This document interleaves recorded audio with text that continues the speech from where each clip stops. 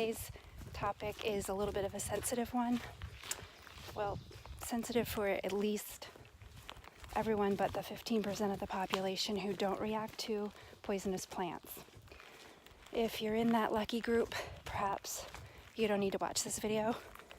Go count your blessings and maybe go play the slots or play the lottery or something.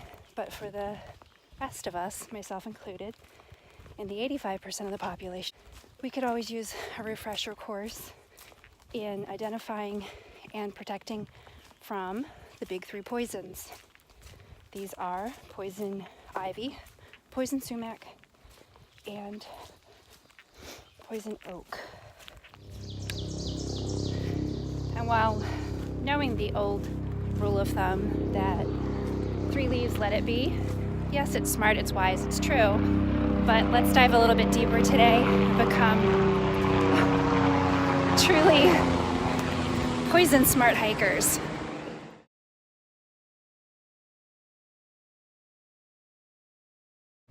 Poison ivy is the most prevalent of the 3. It can grow as a shrub or a vine, which can climb up fences or trees. It comes in leaves of 3, 1 large leaf at the end of the stem and 2 smaller at the sides. They are smooth-edged or notched and have pointy tips. This is Virginia creeper, and it's often confused with poison ivy because it does climb up trees very similarly. However, you'll notice it has 5 leaves and a woody stem. Poison oak grows mostly in wet or swampy areas. It can be a vine, but it's more often a shrub and usually grows to about 3 feet tall. The leaves are in clusters of mostly 3, but they can be 5 or 7. The leaves are scalloped or have a wavy edge and rounded tips. Poison sumac grows mostly in the eastern part of the U.S.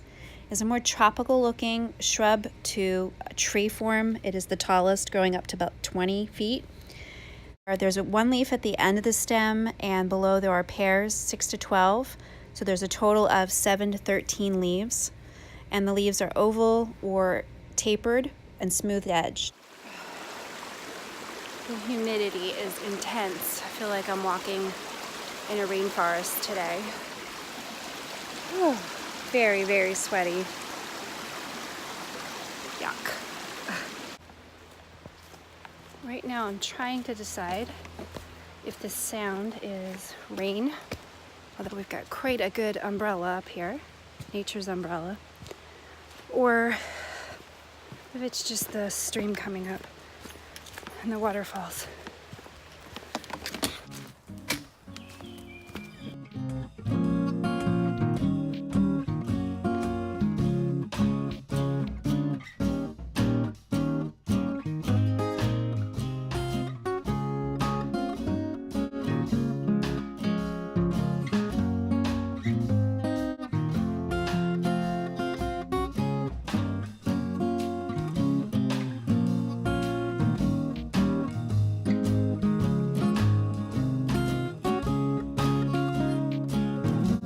Part of the plant that you touch can give you the reaction, and it's because there is a sap oil that is urushiol, if I'm pronouncing that correct, is the name of it. And the roots, the leaves, the stems, so no matter where you touch, you can be exposed to it. And for hikers, you need to keep in mind that also anything that touches your clothing, your gloves, your hiking poles, your pet's fur. Keep some wipes, some alcohol, prep pads, something like that, where you can wipe down your poles, because they can be transferring the poison even if you're wearing like long pants and even long sleeves.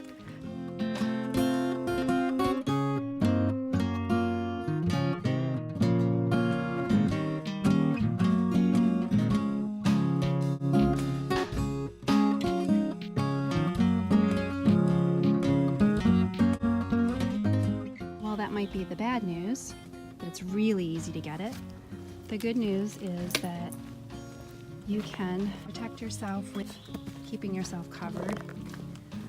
And even better news is, even if you do come in contact with it, you have a good 10-minute window to remove that oil One additional little side note follow-up from last week.